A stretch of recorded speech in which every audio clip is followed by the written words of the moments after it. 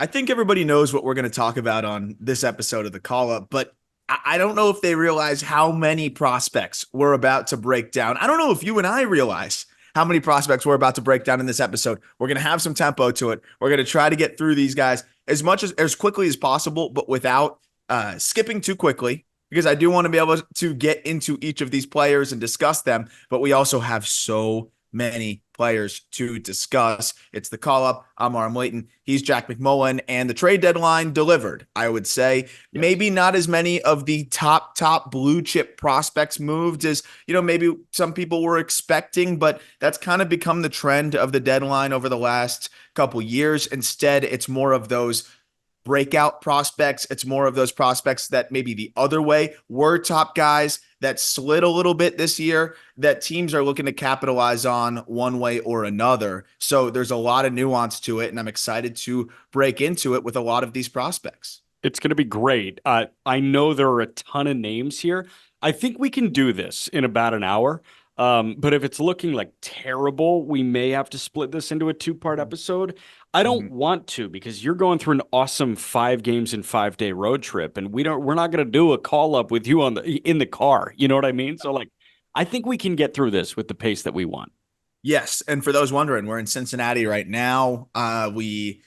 We've knocked out a couple stadiums already. It was a great time. Met a bunch of awesome people. Milwaukee was a blast. You joined us for that one. Then yesterday we were in St. Louis. That was very cool. Got to see Tommy Pham make his return and hit a grand slam in his first AB back. That was really fun. Met some awesome folks there. Now Cincinnati. Hoping the weather holds up for us. Not sure if it will. I want to see Jeral Perez in that Cubs uniform, but it looks like it may rain at 8. So we'll see how that goes. Regardless, a lot of prospects to get into. We're going to continue to catch up, especially when I am no longer driving all over the Midwest. And next week, I'm going to be hunkered down, and I'm not getting in a car for anything. I'm not doing it. We're going to be sitting down. We're going to be writing and recording and discussing the deadline in every way possible. But this week, I want to make sure that we at least discuss each of the prospects that were moved. For sure. So we'll start with Walter Pennington here. And we left off, friend of the show, by the way. We don't have to go too deep into him because you know everything there is to know about Walter Pennington if you listen to that interview, and it was awesome. But the last trade that we discussed was Jeral Perez for Hunter Biggie, Ty Johnson, Christopher Morel, who, by the way, has homers in back-to-back games in a Rays uniform. Of course he does. 107 down the left field line in the first inning on Wednesday. That was amazing to watch. And they're playing him at second base. But we pick up with the Michael Lorenzen deal that sent Lorenzen to Kansas City for Walter Pennington. Texas got a big league reliever here in Walter Pennington. And this year, 37 appearances in Omaha, a 2.26 ERA. He's punching out 12 hitters per 9. And it's the slider that metrically doesn't make sense for how disgusting it truly is. And he got into that too. He may not understand it, but that's a major league pitch and a major league bullpen pitch. Yeah, and I'm surprised he hasn't gotten more major league opportunity, right? He got to break in, got his debut where he goes 2/3 of an inning, 1 out or 1 strikeout, nobody gets on base, and then tough business sends you right back to AAA. And then since they've traded him, I like it for the Rangers who, they just had too many starters, especially with DeGrom coming back. No reason to, just have Lorenzen sitting there. You can upgrade the middle relief side of your bullpen and just get some more depth there in general. I think Pennington will be up there sooner rather than later. And I think he's so valuable because, of course, you're not going to be able to use him maybe in safe situations. Pennington's stuff probably doesn't scream high leverage, but he compensates for that with the ability to go multi-innings. And he's done that so many times this year. We've seen him go as many as 4 innings, but very often an inning in 2/3, 2 innings, an inning in a third. He's so comfortable doing that. That's really valuable for a guy that's probably going to be more in middle relief. And that slider has just been a weapon all year long. Like you said, opponents hitting $175 against it this year with a chase rate over 40% and crazy whiff rates. Like, he could just throw that pitch almost exclusively. And I think he could get through some outings at the big league level. Lefties in particular really struggle against that pitch too, but it works against both handedness. So I think he's going to get some opportunity, and I'm excited for him. I was surprised he didn't get more run in Kansas City. Guy that's going to get some run in Pittsburgh that we get to is Nick Yorke. And we're not going to discuss Quinn Priester, who's the other side. Although, I don't think there's prospect intrigue left there because he's thrown about 60, 70 innings at the big league level. Priester, I want to see him lean into that sinker on like a full-time basis now. I think that might be the missing thing, and I know he's going to go to Worcester to get away from that one-inning relief thing that he was doing with the Pirates. I did not understand that. I was just having a conversation with a buddy of mine here. I was like, he's a Cardinals fan. Like Matthew Liberator's arsenal does not make sense in a bullpen whatsoever. Why is he throwing an inning in relief? That's what Quinn Priester was doing in Pittsburgh. They're going to get away from that in Boston. I'm very confident with that. Nick Yorke is the return coming to the Pittsburgh Pirates. And Yorke in 38 games in Worcester, 310 with an 898 OPS. He's not striking out. He's hitting for a bit more power than I guess I was expecting, but he's long been an interesting case here. Where would you necessarily like place him in terms of the Pirates, hitter prospect rankings? Is he only behind Termarr Johnson? Probably, which is great, especially now that, and we'll get to him, now that McAdoo's gone. Yeah.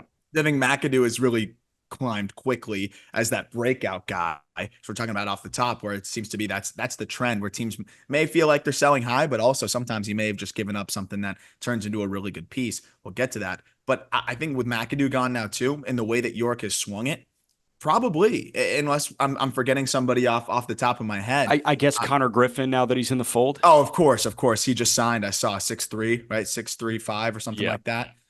Yeah. So of course Connor Griffin, but yeah, beyond that, I mean, Yorke's up there. He's sneaky, still just 22 years old, and he has really done a good job this year, I think, of rebuilding some of that prospect value. And some might say like, oh, well, then why was he swapped for a guy that's kind of struggled as a starter in Quinn Priester? I think that the Red Sox feel confident in their ability to get Priester right, especially with the success that they've had with these sinker types, and just these types of profiles, and with how just effective they have been with getting the most out of some struggling pitchers in general. If I was in a deep fantasy league that needed pitching, I would pick up Quinn Priester just as a speculative ad, because I think he's somebody that could end up settling in a role with them with the minds that they have there. But Yorke, I mean, really, since he gets a AAA too, has been even better. And he's been patient, running a chase rate right around 20, a little bit over 20%. The EVs have been really impressive. It's a 90th percentile of like 106 miles an hour, which is comfortably plus. And he's hitting for average now all of a sudden. So it's interesting. Like, I want to see if it all is sustainable, because this is a guy that I've seen him have now 6 different setups and loads and all this stuff. Like, he's definitely a tinkerer. But he's 22. He's not going to turn 23 until the beginning of next year.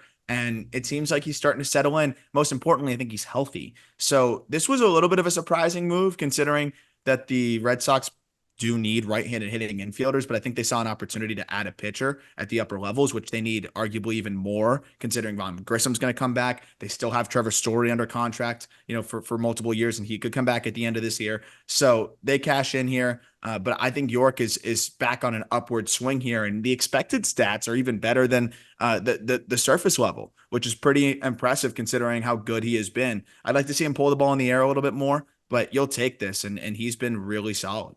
Without a doubt. Okay, we go to the 3-team deal that sent Tommy Edman and Michael Kopech to the Dodgers. It sent Eric Fetty and Tommy Pham to the Cardinals. And it sent Miguel Vargas, Jeral Perez, and Alexander Albertus to the Chicago White Sox. Very underwhelming return for Chicago. I think that's been pretty well documented at this point. Vargas, we have no idea what we're getting into. Skipping Vargas because it's a lot like Priester, where he's played too much at the big leagues for us to really give you the 4-1-1 on Miguel Vargas. So we jump in with Jeral Perez.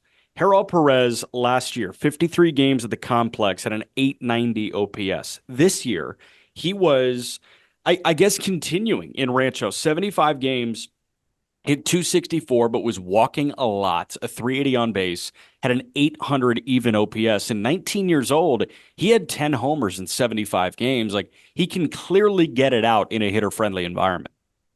Yeah, and he's riding still, I think, that absurd start to the year, where through his first 30 games, he had a 929 OPS. And then since then, it's about a 719 OPS. And he's been kind of slumping over his last 30. But he's 19 years old.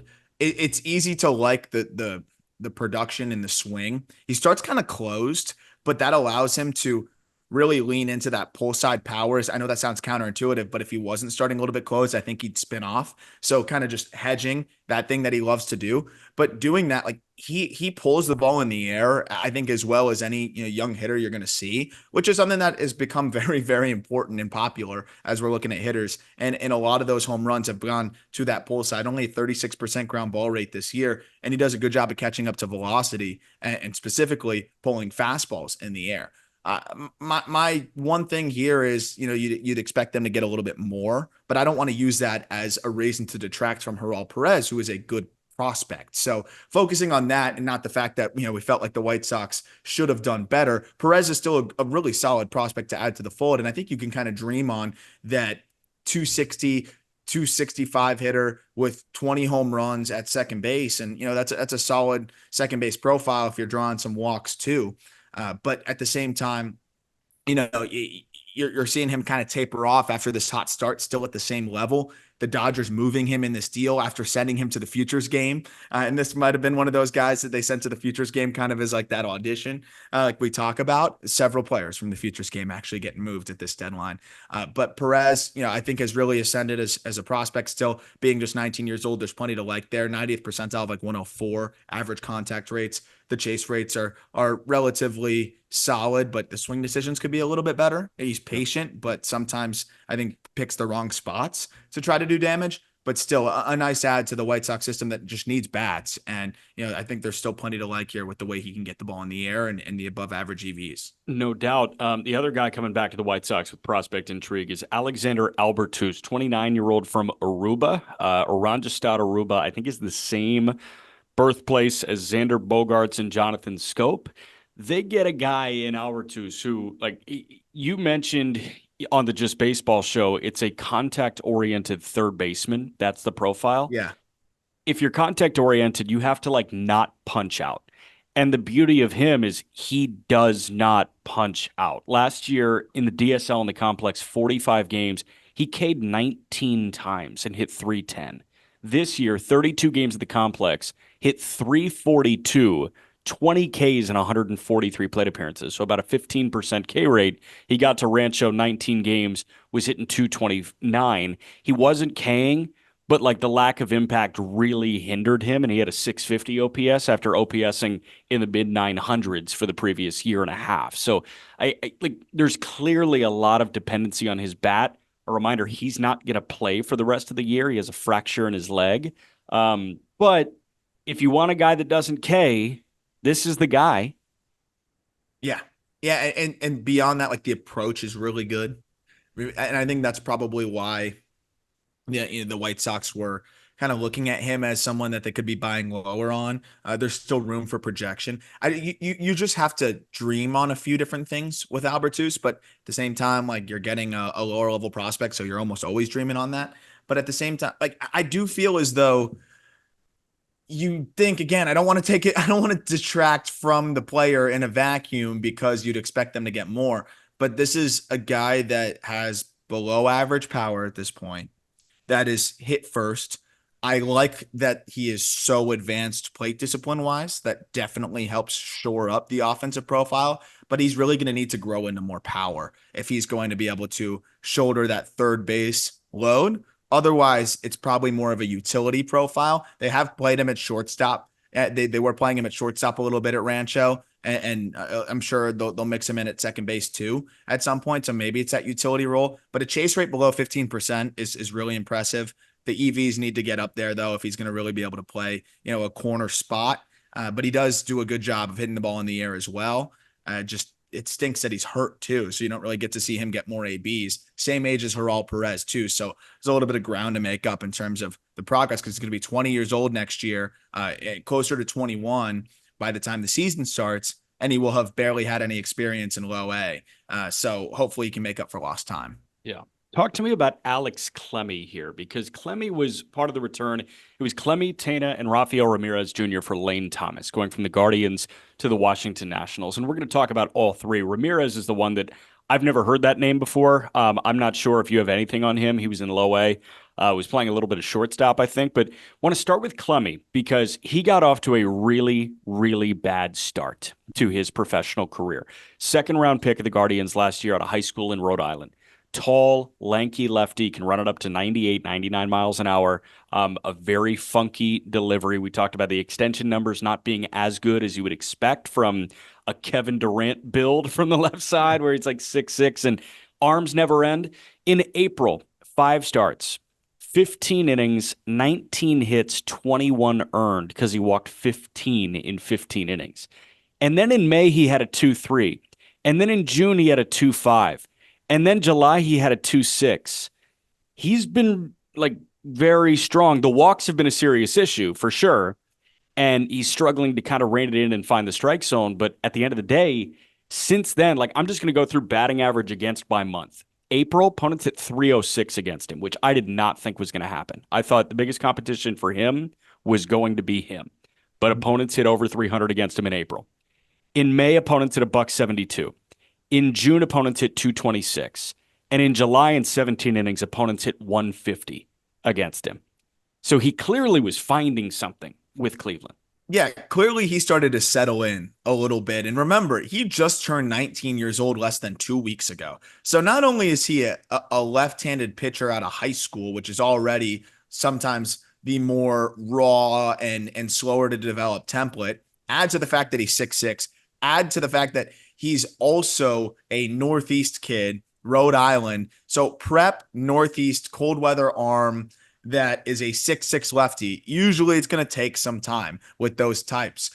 Clemmey, you set it up perfectly. And I think even just to take it a step further there, he hasn't walked more than 2 since June 18th, which is huge. It's been 2 walks or less every single outing since then, which is really encouraging.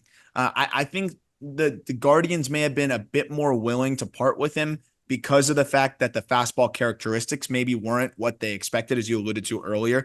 Like, it looks like he works down on the mound better than he does. It's a 6-foot release height, which is, not ridiculously high, but it looks like he'd be releasing way lower than that. And then he doesn't get crazy carry from that release point. It's about 13 inches of vert and 7 inches of horizontal. So he has a 2-seamer that seems to play pretty well also from that release point and maybe a little bit better. But I think he's just figuring out what works for him. Again, he's very young and has very limited experience. So maybe there'll be some tinkering with the arsenal. Maybe there'll even be a tinkering with the release point. But it's hard to teach a fastball that averages 95. It's hard to teach a slider that is as devastating as his is from that release point. Opponents are hitting a buck 20 against it, by the way. And the changeup is actually played pretty well when he locates it. It hasn't been that bad from a strike perspective, but, it could be better. 58% strike rate on it. But when he is locating it and whenever it's within the zone, a lot of swing and miss and a lot of chase. So you have a legit 3-pitch mix potentially here, but the fastball not performing quite as well as you'd like to see maybe was a little bit alarming to the Guardians, but I think it was more so the Guardians being excited to be able to add a player like Lane Thomas. They needed a right-handed outfield bat really badly. He has another year of control after this, but it was surprising to see Clemmey go. Just maybe not the type of profile that they are comfortable developing compared to some of the others. Yeah. I think there's still some reliever risk here because of the effort and the delivery and the command woes overall. But when you start the year walking about 20% of batters, and then since then have been a little bit more efficient in that regard, I think that's definitely very encouraging. And I think as he continues to build on that, there's plenty to like here. Obviously, the Nationals aren't very afraid of these types. They took on DJ Hers, and this is like DJ Hers with the sliders all turned up. So I'm excited to see how he develops. But at the same time, I do think that the Guardians kind of feel like the reliever risk is probably pretty significant here. And even if that's the case, he could be a wipeout high leverage reliever. And he's still got plenty of time to figure things out as a starter. It feels like the development is pretty much done for a young 23-year-old middle infielder in Jose Tena, who also comes back. And Tena was 0 for 4 with 2 Ks at the big league level this year. And last year, 23, played 18 games there, hit 226. Jose Tena in Columbus, 90 games, 298 with 17 homers. he's a middle infielder. And again, a young 23 years old, went 0 for 5 with 3 punch outs in his Rochester debut, by the way. So really brutal there from Tena. But I thought Clemmey and Tena compounding as the return for Thomas felt like it was adding up to be a lot to give up. And I know that Tena was probably pinched out of the middle infield plan moving forward. And with Bazana being, the number 1 overall pick, like you essentially just, put Bazana in that situation where you have, part of the middle infield of your future, and that makes Rocchio expendable. And that makes probably Arias expendable. And that makes Tena expendable. And they decided to move off of Tena to get this good corner outfielder. But I think the Nats got like a consistent big leaguer here that is going to reach free agency with them. Yeah, very possible. And I think what the Guardians probably looked at here was, okay, some of these other players in this glut of middle infielders or just infielders in general are probably a little bit more likely to be everyday players, whereas Tena, I think, can fill a role really well. But the thing with Tena is he can play a good shortstop. He can play all over the infield. He's added a lot more power this year, too. He made a similar adjustment to Jhonkensy Noel, where he's starting much more stacked on the backside. And it's allowed him to tap into a lot more raw pop. 90th percentile exit velocities jumped by 4 miles per hour since 2023. That's one of the bigger leaps I've seen in a while, especially from a player that's, not going from 18 to 19 years old and he puts on 20 pounds of muscle. Like Tatum's not a big dude. So the fact that he was able to do that was really impressive. The problem, and I think the limitation is, and if you look at the Guardians prospect rankings that we have for him, like he checked in at 11, which is solid, like ahead of George Valera. So still a good piece. 45 future values, what we had. So that's kind of that platoon utility infielder that ends up, backing into 400 at bats in a year and can be very productive for you.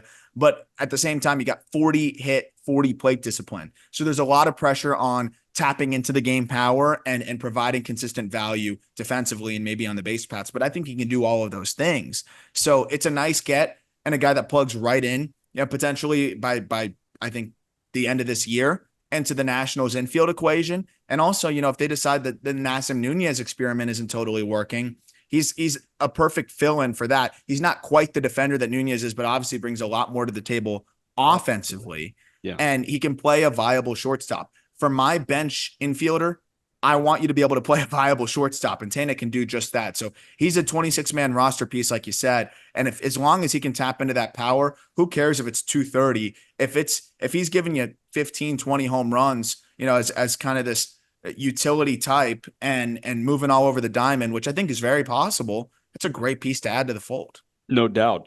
Third and final piece of that Lane Thomas return was Rafael Ramirez Jr. Rafael Ramirez, 47 games in the DSL in 22 at a 725 OPS. Last year, 41 games at the complex at an 880. This year been really underwhelming in his first appearances off the complex. 54 games in Lynchburg, hitting a $187 with 4 homers. He's walking to curb it. He's hitting 187 with a 301 on base, but even then, not great offensively. I will say he's played, I think he started about 28 games at short, and then he has also played 10-ish games at both second and third. So this is a guy in all 3 infield spots, and it just feels like this is, lower level infielder to add to the fold, and why not decent third piece? Yeah, just see what can happen. I think he's got bloodlines, left-handed hitter, like you said, who can move all over the diamond, patient, but he swung and missed a ton this year. And it's good. Maybe they're hoping to change a scenery thing or something along those lines. I know at one point the Guardians were pretty excited about him. Clearly, things have not gone as planned. Just turned 19 years old. So he's got time, but it's been kind of a lost season for him. See if he can bounce back next year. But as a third piece, when we were talking about how solid the first 2 pieces were, not a bad flyer to take. So Luis Peralta is the next guy that I want to talk about here. And, you could say, who is that? Who was he traded for? He went from Pittsburgh to Colorado as the return for Jalen Beeks. And Beeks was not playing well. He was not pitching well in Colorado, but the Pirates needed a left-handed reliever. They got that. They gave up much more than I was expecting them to give up. This is Freddie Peralta's younger brother. And Luis Peralta now probably goes to Hartford in Altoona, 9 2/3 innings, 14 Ks, 3 walks. On the year between Greensboro and Altoona, This guy in 26 appearances, 39 and two thirds. Opponents hit 156 against him. He had a 0.91 ERA and he K'd 64 in 39 and two thirds. Did the Pirates get fleeced? I think I think the Pirates were okay with this one just because, they're adding to the bullpen. They have so many arms and all that good stuff. But what do you think the release type is for Luis Peralta? Is it similar to Freddie? It's similar in the respect that it's low and it's lefty and the Rockies love that. Not the lefty part, but it's a low release side of things, which is just so funny because like before I even dug into the data of Luis Peralta, because I wasn't familiar with him really before the trade.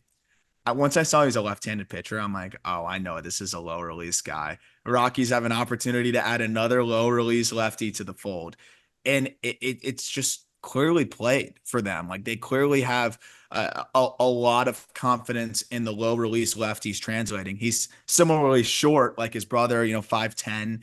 So naturally that release is going to be lower, but leans into it with this like 3/4 release point.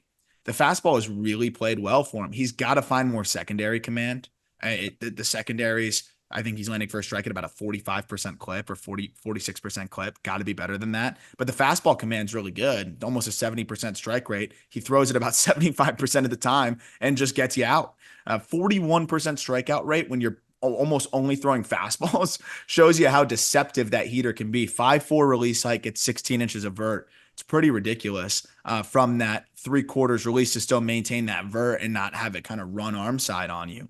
So I think they feel as though they can quickly move him up and plug him into the bullpen, and he can got to be that Jalen Beeks type for him. So if that curveball can come along, that helps. But clearly this fastball just plays. If you're going up to the plate and you know that there's a 3 out of 4 chance that he's going to throw you a fastball and you're still hitting, and you being all of the hitters are hitting 156 against him this year, clearly he's got something going on. Yeah, no doubt about that. Okay, we jump to the newest San Francisco Giant that was an Atlanta Brave. Sabin Ceballos is the only prospect going in that Soler, Luke Jackson, Tyler Matzik deal. They got Soler from San Francisco and Luke Jackson back to Atlanta for Matzik and Sabin Ceballos.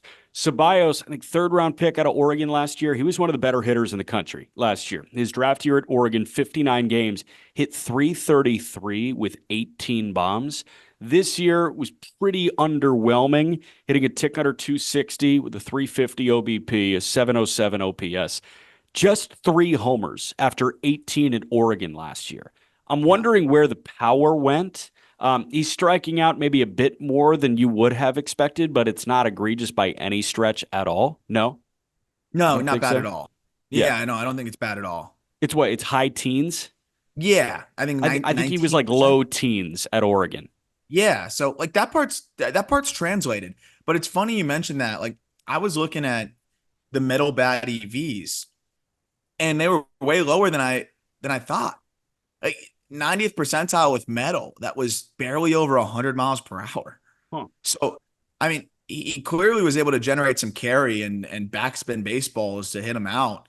But I was surprised to see how low the EVs were. So he has technically tapped into a little bit more raw power this year because that 90th percentile has jumped to 101 and a half. But with wood and just with these baseballs, like and with just bigger parks, it's also very underrated how small a lot of these collegiate parks are. Yeah. Is he It putting just it on the hasn't. ground? Is that an issue too, or no? No, that's the craziest part. It's only a 40% ground ball rate, which is not bad. I don't know why it's not totally translating the same way, especially since the EVs have upped a little bit. But for whatever reason, it just totally hasn't. And that said, I don't think it's been bad.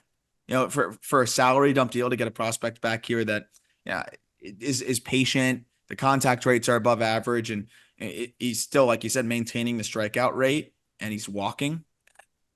It's worth a shot here. The part that's tough is it's contact and walk at third base, similar to what we were talking about before. I just don't really know what the profile is at this point. Maybe it can grow into a little bit more power, but it's kind of filled out a little bit more now. Like I don't know where the quickness or strength really is in the swing. So it's tough. We'll see, man. Okay, we jump to another reliever swap here. Mark Leiter Jr. went from the Cubs to the Yankees. In return, the Cubs get Ben Cowles and Jack Neely. We'll start with Ben Cowles, who was a teammate of Matt Shaw's at Maryland. Cowles was drafted after the 21 season, which would have been Shaw's freshman year. This year, he's been performing really well. An 850 OPS in Somerset, 25 doubles, 9 homers, was hitting 295, and he's 14 for 16 in the stolen base department, 23 for 27 a year ago. He's been a consistent hitter throughout his minor league tenure, and he had a really good fall league. Did you see him at all in the fall league? It's funny. I was like, he sounds familiar. He sounds familiar. And that's 100% one of the guys that I just wasn't paying that much attention to in the fall league. Yeah. Like, and maybe that's on me because he has played really, really well. The Yankees have so many of these underrated middle infield types that actually could end up filling a bench role or some sort of role. And Cowles just seems to be the latest of that. And he hasn't really slowed down at all in double A. It's nothing jumps off the page, but at the same time, it's really hard to find a clear cut deficiency. It's average contact rates are slightly better. It's average EVs. It's average chase rates. And then he hits the ball in the air consistently to accentuate, those EVs and accentuate the power. 18% strikeout rate there. And he's a guy that makes really good swing decisions overall, though. So while he may be a little bit more aggressive, does make good swing decisions, can play shortstop. Like they've been rolling him out there at shortstop pretty consistently. But then also will play a little bit of third and second base. But the fact that he's played that much shortstop and looks like he could be passable there, like this is another solid infield, depth piece that could end up filling a role at the big league level. I wonder if he and Shaw really like each other, like if they've stayed close since Cowles left Maryland, because they're probably going to be coming up together, right? Like he's been performing well in double. Shaw has been in double. You assume that he's going to go to Tennessee, and then they could probably end up in AAA next year too. So, maybe you got that teammate wrinkle, which is kind of fun. The other guy going in this lighter deal is Jack Neely, 6'8", 245, another big arm going to the Cubs. Neely last year, 42 appearances out of the pen in high A and double A, a 2.17, punched out 100, walked 20 in 66 in the third. This year, kind of more of the same, a 2.8 ERA in 41 and the 2/3, 13 and a half strikeouts per nine, 3.5 walks per nine. He's a strikeout artist. He's a big guy. Is he an overpowering big guy, or is it a deceptive thing? It's kind of overpowering, dude. 96, he's sitting. The Cubs all of a sudden are collecting these tall pitchers. And we're going to talk about this more in the offseason at the end of the year. And I always talk about how baseball's cyclical. And, you and I have gotten into that plenty. And I think, what we kind of get lost in sometimes is people think that the new en vogue thing is the best way to pitch, which isn't necessarily true. It's just the best way to pitch at that time, right? Sweepers take over the world and then hitters adjust to sweepers. And now it's not the best pitch in the world. It's solid, but it's not like everybody needs a sweeper. Now cutters are starting to play really well. Low release height, high carry is always going to play, but low releases became very popular. And a lot of these taller, high release pitchers started to get kind of cast aside, so much to the degree that now I'm seeing big pitchers start to be popular again. And the Cubs are kind of leading that charge there. 6'9" Jack Neely getting added to the fold here. I mean, the amount of strikes that he throws is pretty crazy for how big he is. And that seems to be the thing we're saying with a lot of these tall pitchers now is I think they're figuring out how to help these guys repeat their mechanics and fill up the zone.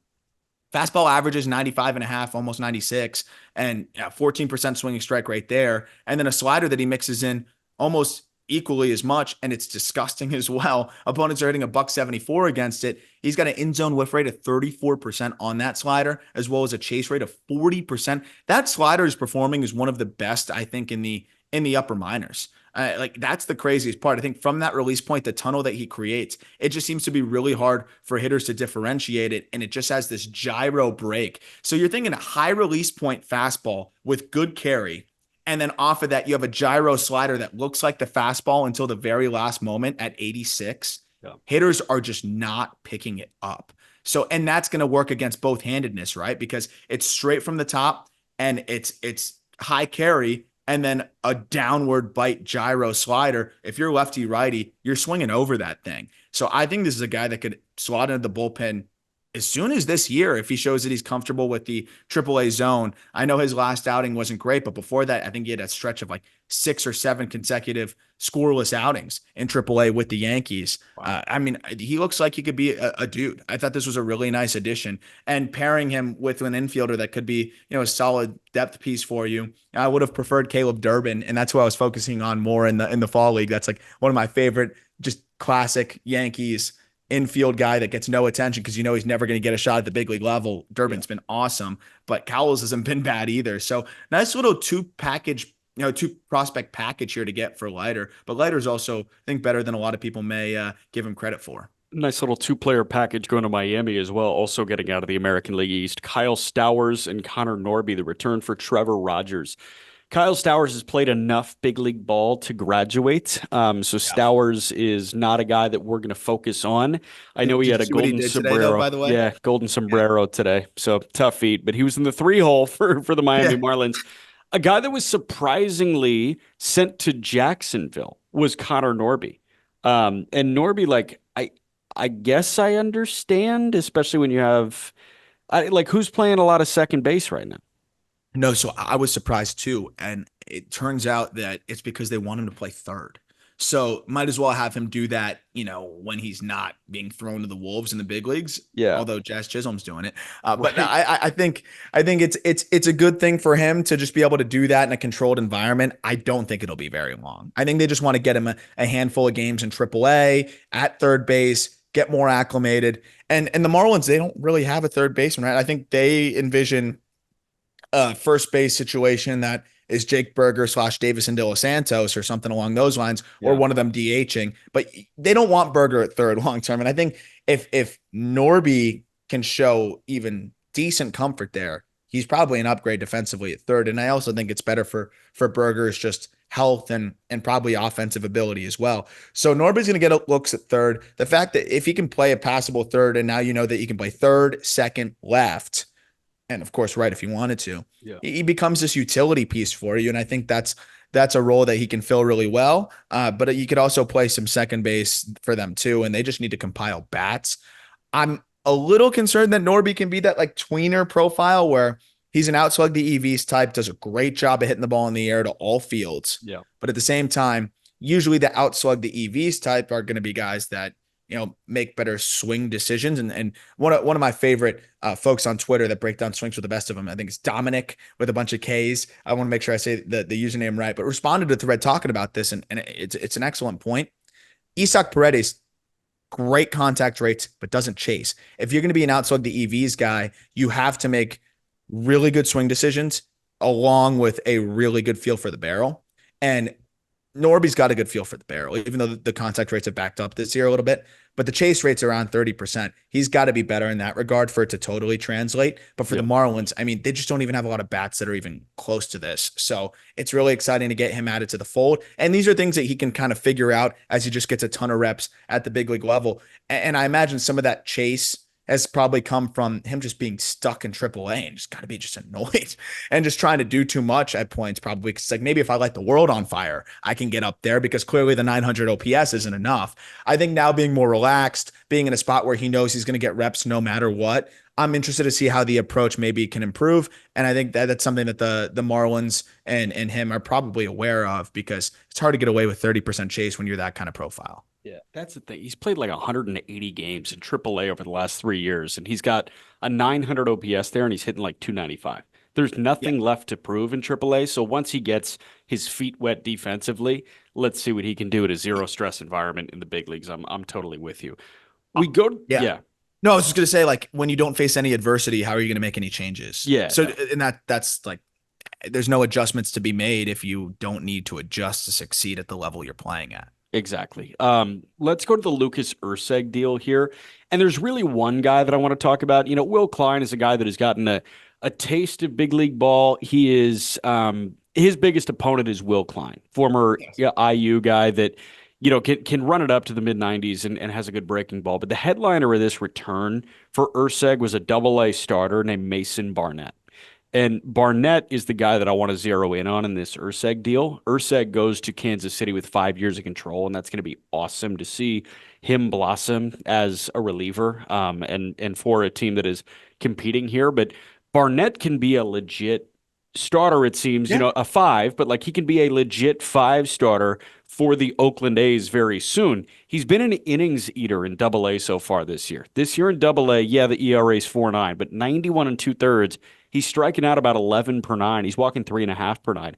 Those are not bad at all. Barnett, 23 years old. He's 6 foot 220. Like he's kind of a stocky guy that throws like a stocky power pitcher esque guy. Third round pick out of Auburn in 2022.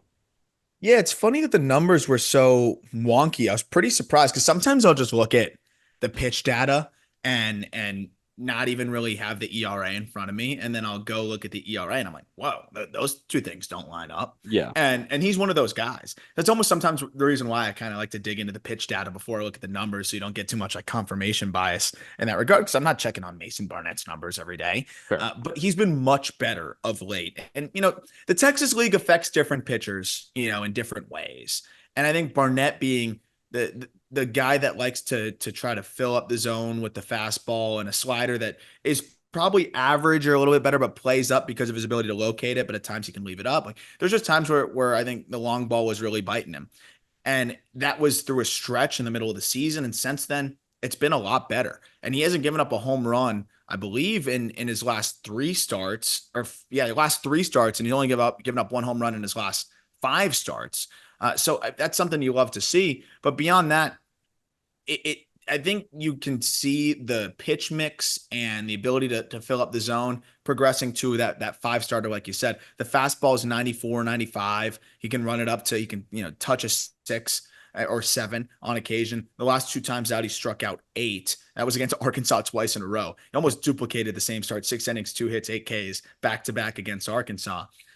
But this is a solid arm to add to the fold. And a guy that at 23, you can probably have him up there sometime late in the year. And I think he's outpitched whatever the numbers may suggest. Yeah. I think that the big thing for him is finding that third pitch. They've both flashed, a curveball and a changeup have both flashed, but they've just been far too inconsistent for him. But the slider has been very consistent. And it's not like he's given up a ton of hard contact. Though that's the thing. If you look at the EVs against, they're not that high. So I do think it's just a matter of kind of hanging a couple pitches and just getting burned by it. He gets a lot of ground balls with the secondary stuff. So maybe that's something that he leans into a little bit further because the fastball is more of that higher carry pitch. So I think just figuring out how to sequence everything and use his arsenal most effectively will help as well too. But I feel pretty confident that he can be a back end of the rotation starter. So solid arm going to Oakland, solid arm going to Miami here in a JT Chagua swap. So Chagua goes from Miami to Seattle. The return is Will Schomberg. Spent 4 years at Davidson. Schomberg, Schomberg. So you'd think Schomberg, I think. Schomberg. But this guy in 19 starts has 2.8 in 92 innings. He's punching out 11.5 per nine. The walk numbers are a little bit inflated, but this guy had a 2.7 in low A in a very hitter-friendly league in the California League. He goes to Everett, first 4 starts, 22 innings. He's got a 3.2, but 19 Ks and 6 walks. So he's keeping the walks a little bit more in check there, despite battling through those control and command issues in low A. He's older. Certainly, he was a 23-year-old in low A, 23-year-old in high A now. But, this is at least an intriguing arm for Miami that comes. I mean, yeah, for JT Chagua, I think the Marlins are looking for upside at that point. Guess what? Mariners pitching prospect with a extremely low release point. And I think, with the Rays model that Bendix is probably bringing over, it's not just low release points, just funky release points. Yeah. But of course, a 5-foot release is always going to be intriguing as well. So they add a guy with a 5-foot release that has crazy horizontal on his slider. He's averaging 17.5 inches of horizontal on his slider. Jeez. From this crazy release that really allows it to play up. It's kind of this cross-body delivery sometimes too. It seems like hitters just really struggle to pick it up, and that's why he's put up some gaudy in-zone whiff rates. 31% in-zone whiff rate across his entire arsenal. Every single one of his offerings has an in-zone whiff rate of 24% or above, which is just nuts. So the stuff is crazy. It's just a matter of staying within the zone. Like he throws a lot of non-competitive pitches. Yeah. But when you're punching out 116 batters against 46 walks, it's a great way to hedge the 46 walks. And I mean, a 30% almost K rate is real impressive. I think it's a guy that the Marlins are excited to just take a flyer on, considering they traded a reliever here. But he's done a pretty good job of keeping the ball in the yard and all that good stuff too. He's funky, and I think he's going to be a big league reliever. Marlins got a another dandy here in Jun-Seok Shim in the return for Brian De La Cruz. It was Jun-Seok Shim and Garrett Forrester. So the Marlins are stockpiling.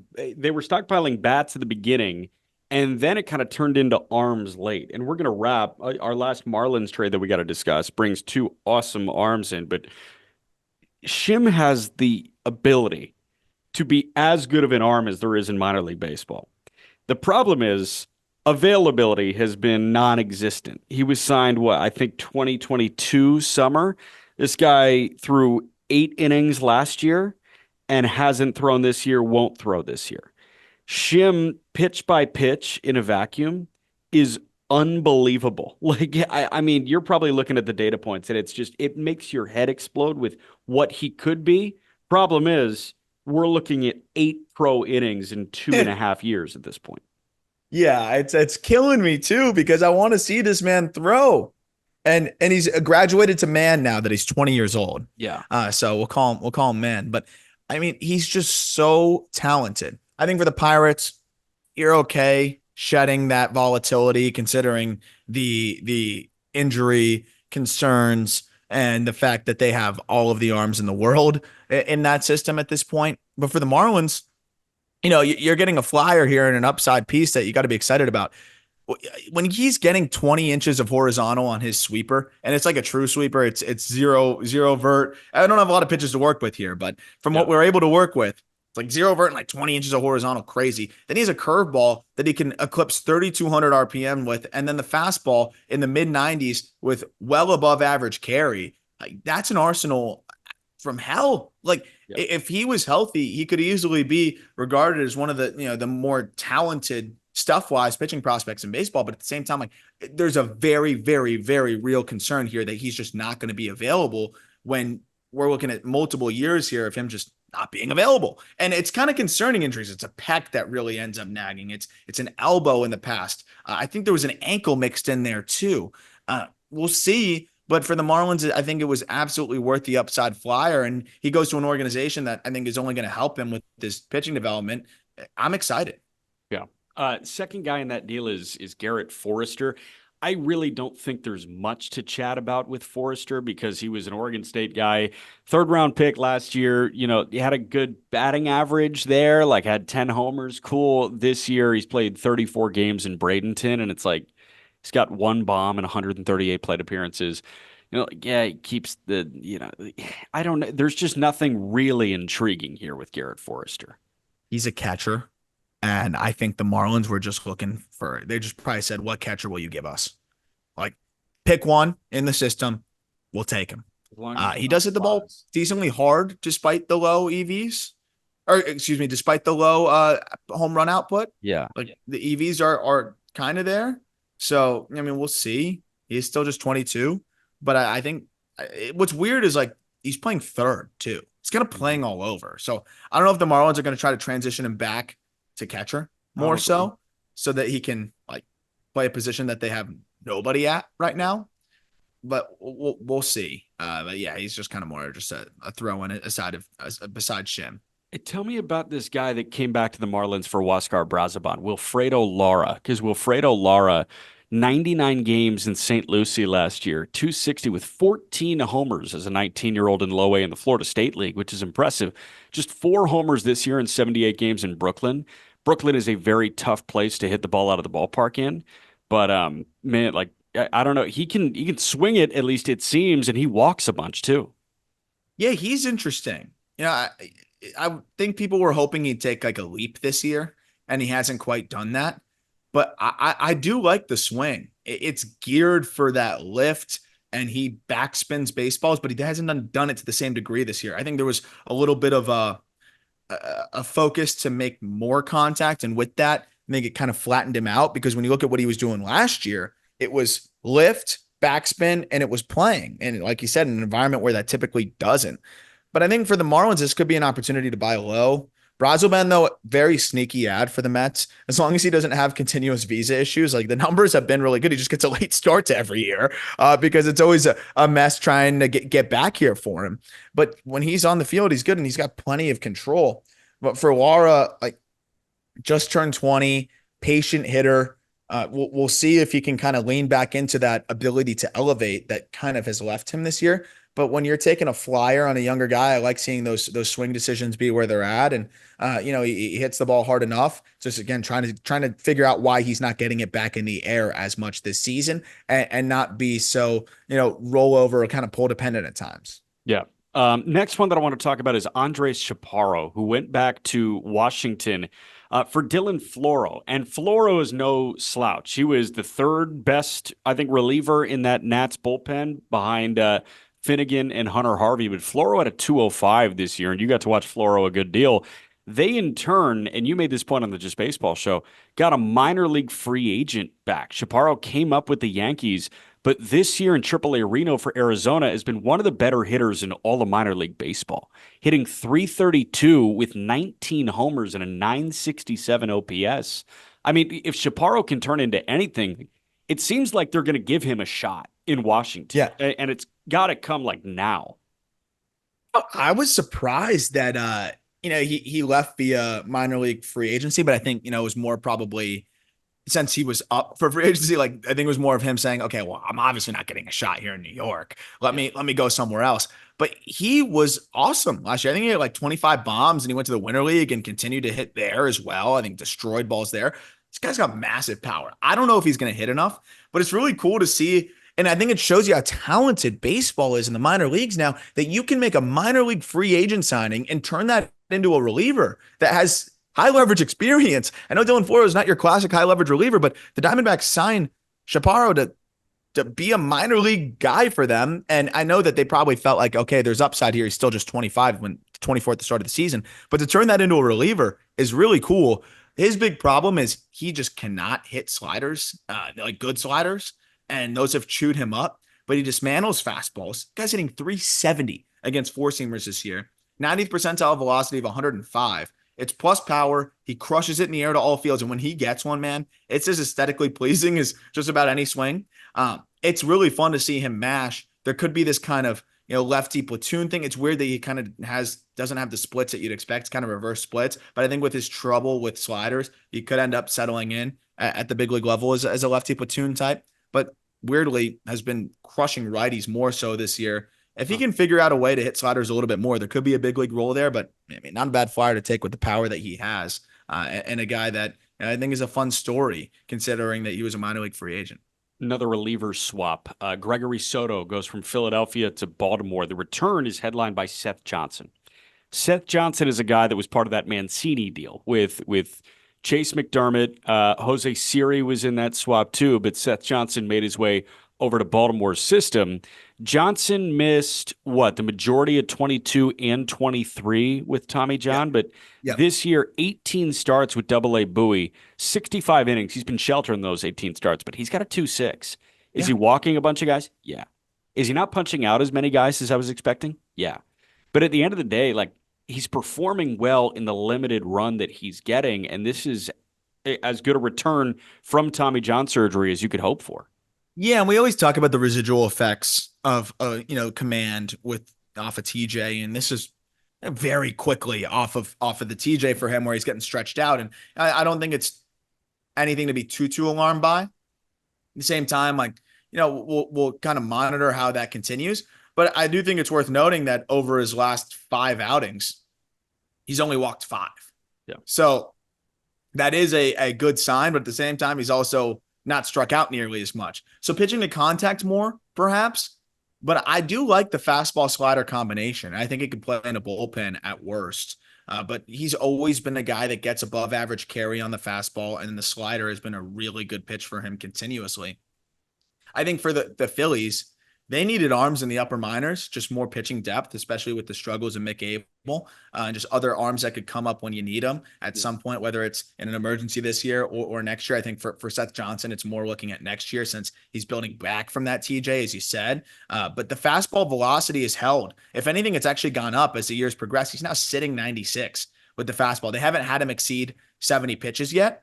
Yeah. So we'll see if he can hold that. But I think he's starting to shake that rust off. And again, I know that the strikeouts have not been there over the last 5 starts, but when you've got a 1.71 ERA and also the walks are totally gone, 21 innings, only 5 walks, I'd like to see more swing and miss, but he's also keeping runs off the board. So that's fine with me. And that seems to be a positive progression here. Fastball averaging 96 through that stretch.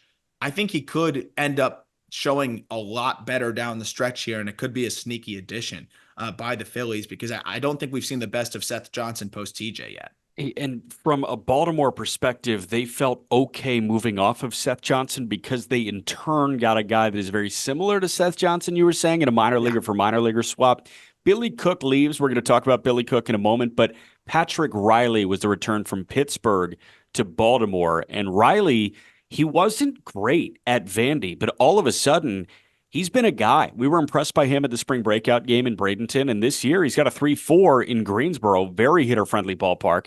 And in 88 innings, he's K'd 108 guys. That's 11 strikeouts per nine. Yeah, I mean it's pretty impressive. That was fun to watch him at the spring breakout. That fastball wasn't Bubba Chandler quite, but it was buzzing. It was on par with Trace Bright, I'd say. We were Yeah, impressed by Bright. We were impressed by Reilly in that respect. yeah, and I think opponents are hitting below 200 against that fastball. It's a little bit of that higher release like we were talking about earlier, but he averages 20 inches of vert. So it's all relative, when it's a 6-6 release, Yeah. it's not gonna 20 inches of vert's not gonna be as insane, but it's still gonna be really good. 20 inches of vert's 20 inches of vert, and that's why he's gotten a ton of in zone whiff and plenty of chase and a 16% swinging strike rate on that. Then off of that, he's got a pretty nasty slider that works well from that high release, and it's similar to what we were talking about before. It's more of that gyro kind of downward breaking slider, a little bit more of a true slider break, but still has some of that downward action to it too. Those two pitchers, I think, make him a high probability reliever, and could be a high leverage arm if he can gain another tick or two. Still just 22 years old as well. I like the arm, that they're able to add here, and there are some similarities, like you said, with Seth Johnson. So the swap is Billy Cook, who is an outfielder that spent the majority of this year in Norfolk and was playing well. 856 OPS, 11 bombs. He was hitting 280. But this guy was in 2022 in high A, 15 homers, 25 bags in 29 attempts. Last year in Bowie, a 780 OPS, and in Double A, 24 homers, 30 for 33 in the stolen base department. This year, he's hitting 280 in Triple A, which is much better than I think we were expecting from him. We were expecting power speed to show up. The power has not shown up, and the speed has not shown up in the ways that it has, I think, at the lower levels in the previous 2 years. But he seems comfortable, at least, in Triple A right now. Yeah, and I think he's that guy that can kind of move all over, which is fun. Just a spot where the Orioles have so many guys, so I get them being willing to move off of Cook. But last 30 games for Billy Cook, 291, 371, 609 slash line, a 980 OPS. I don't know if it's all going to translate at the highest level because there is some swing and miss against secondaries, but it's not egregious. The approach is pretty good.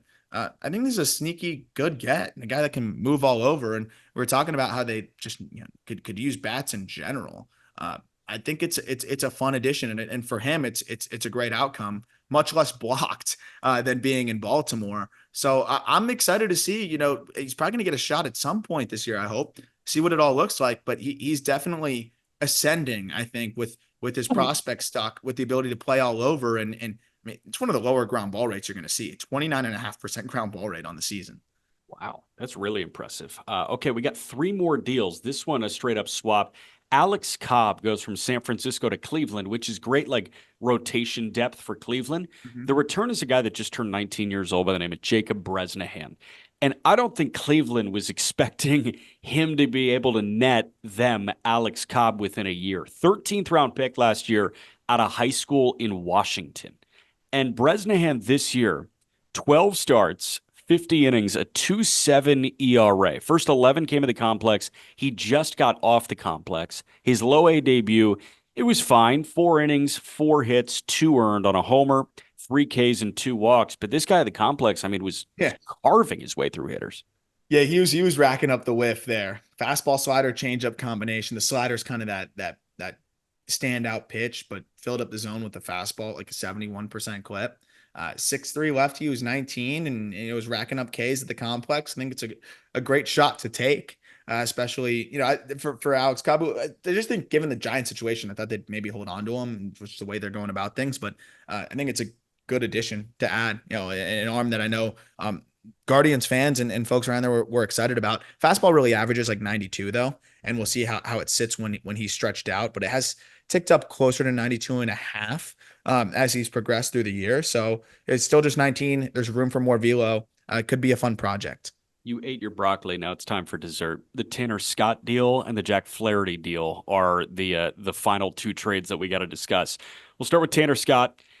Robby Snelling was the big headliner here. 20-year-old Robby Snelling was just baseball's minor league pitcher of the year last year. This guy last year, 22 starts, 103 innings, a 1.82 ERA, made his way from low A through high A to double A. 4 starts in double A last year. I forget that he had a 1.56 through 4 starts in double A last year. He went back to San Antonio this year. It has not been good. He's got a 6.01 ERA in 73 innings. Opponents are, I think, hitting close to 300, maybe over 300 against him. But it's very close to that overall. He's ticked back a little bit, but you made a great point on the JB show last night, man. Like, he's 20. He was a 4-star linebacker. He's going to be fine when it comes to like fastball velo and characteristic. Like, he'll figure this stuff out because he's such a good athlete and he's so early in his maturation process. This was an awesome headliner get for a Tanner Scott. Absolutely. And I know people are going to say, oh, yeah, but, it's 6 ERA and look where he's trending and the stuff may not be good enough, whatever. It's a really good changeup already. And that changeup has still played really well all year. Opponents have a 550 OPS against it. The curveball has had good underlying numbers, but of course, just leaving it up, he hasn't located as well this year. It's gotten hit pretty hard. So that's something they'll probably have to tweak. It's really a slider, but that slider just hasn't really played that well. And then the fastball kind of losing almost a tick. And also, I don't know if it was, I think it was inadvertent, but the release kind of adjusting a little bit. It's been a little bit lower this year. And I just think it's affected him some. The Marlins took over Ryan Weathers' development and got him right. And I think they can do something similar with Snelling here, who has the athleticism. He's one of the better athletes you're going to find on the mound. I think last year, maybe they pushed him a little bit too hard, right? This is a guy that not only didn't play baseball, I think, as consistently as some of the other top arms because, he was playing football a lot of the time too. Like 108 innings, if you include the postseason, for a 18, 19-year-old in their first pro season is a lot. Felt crazy in the moment, didn't it? Sorry? It felt crazy in the moment, didn't it? Oh, of course. And I mean, not only that, like then he throws a postseason game in double A. Like, so already eclipsing more innings than he's ever thrown. And then it's highest level he's ever faced in double A and then throwing a postseason game there too. That was a lot for him to shoulder. So I'm interested to see how his second offseason goes, how he goes about that.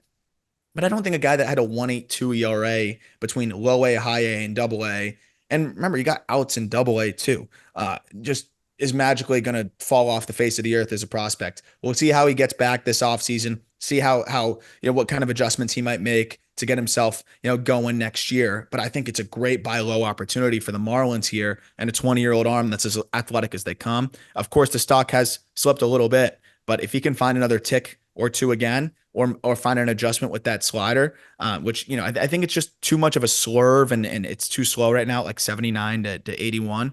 I think he can really find something because that changeup has played great. I definitely see it. Adam Mazur, the next guy in that deal. Adam Mazur, who has 11 walks issued in 55 and third minor league innings this year. In 33 and 2/3 in the big leagues, he's issued 21 walks. He's clearly trying to, I guess, find a keyhole to see where he can get success at the big league level, but it really felt like he was trying to be way too cute at the major league level. And hey, Understandably so. This game is incredibly, incredibly hard. And he probably didn't have like the raw stuff to survive on that. He felt like he needed Yeah. to be perfect in execution. He wasn't. That's why he's got a 7.5 in his first 8 big league starts. This is really good going from an organization that needed him to succeed right away because he was taking the place of a Joe Musgrove and a Yu Darvish to now it's like, hey, is it going to be Mazur or Kyle Tyler starting today?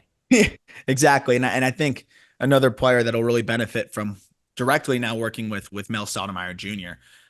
The slider and the slider command is so good that gives him a higher floor at 87. The fastball at 95 is just the shape is just not great. So it's been getting pummeled. So if they can find something there, I think that makes a big difference. The mixes in the curveball, the changeup. I still think that there's some tweaks that can be made to this arsenal that'll put him right back into the back end of a rotation. He dominated through the lower levels. He's not going to turn 24 until the beginning of next year. So this is another one of those where I think the Marlins are kind of betting on being able to get him, right. But this was a guy that was one of the most impressive arms in the minor leagues in Double A, and then rush to the big leagues. And then, when you struggle in the big leagues, you get sent to the PCL. It's not a great place to try to get right. So I think people are very quick to jump off the major, bandwagon. Again, I get it. There's some concern there. I'd like to see him generate more chase and things like that. But we'll see if the Marlins can kind of get him right. But it's still a great buy low opportunity too. Fourth piece is Graham Pauley, or third piece, I guess, of 4 is Graham Pauley. And Graham Pauley, talk about a guy that was put into a pressure cooker. Hey, man, like go to Korea against the Dodgers. Hey, man, like see if you can do anything at the beginning of the year. And then after you don't, hey, we're going to option you. 2 homers in his first 13 games, but that was really kind of it. He was 4 for 32 with 2 homers. But he goes to El Paso, 70 games in El Paso. The numbers are like not as good as I think you would hope for with Pauley, but he was also in a stressful ass environment. I'm excited to see him in a stress-free environment going to Jacksonville, and then in turn, he'll get some run in Miami as well. I don't think he was ready for AAA either. And Peter Bendix just said like, hey, we want to send him to AA and where he can develop So properly. he's going to Pensacola. He's not going to Jacksonville. No, he's going to Pensacola. That's awesome from Peter Bendix. Yes. Yeah, and he said he's like it wasn't fair basically to him, and we want him his development was sped up too much. We want to slow it down. So remember, this was a guy that was a middle round pick, and just dominated. So he was pushed quickly. He swung it a lot better over the last month, like 800 OPS over his last 20 games.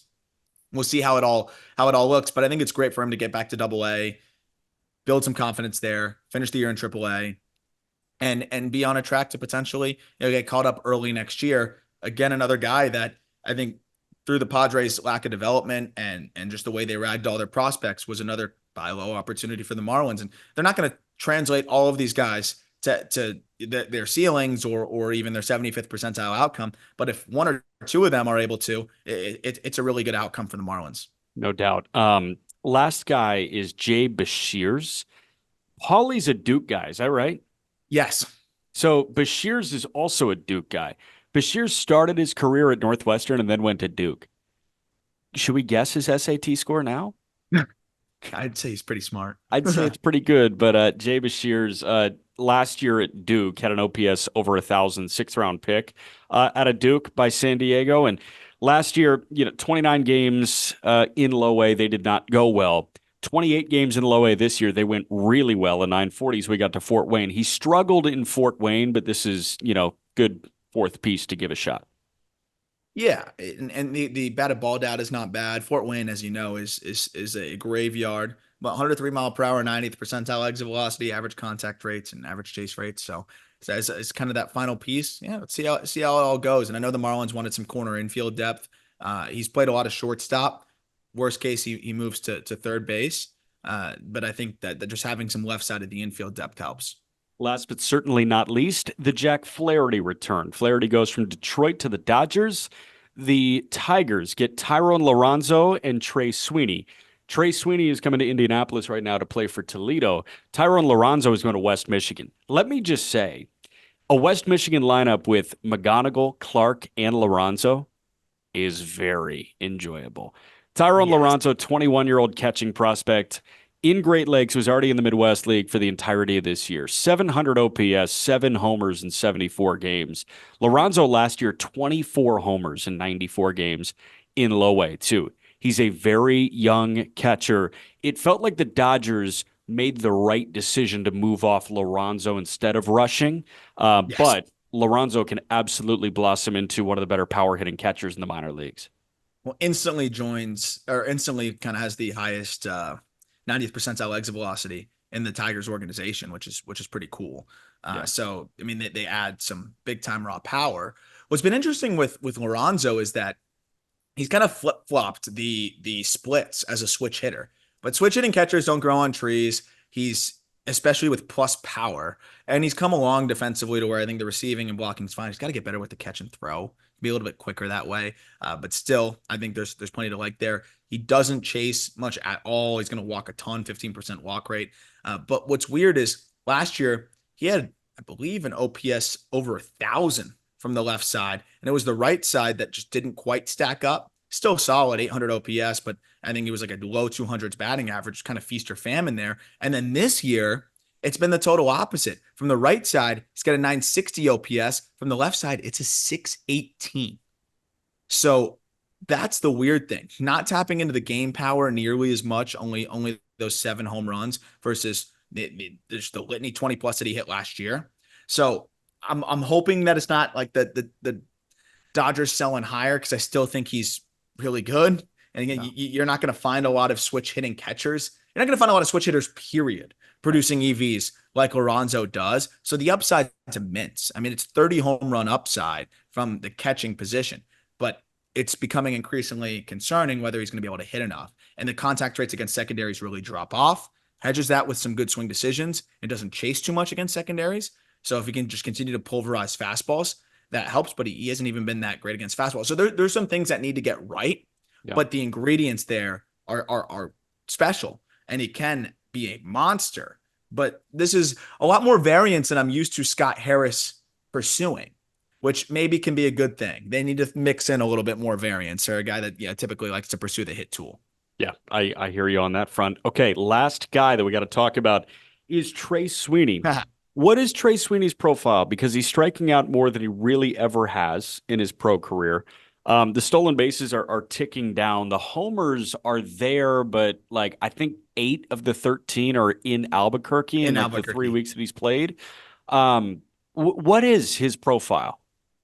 Oh man, I think it's well, you're not going to hit him against lefties. I'll tell you that. Okay.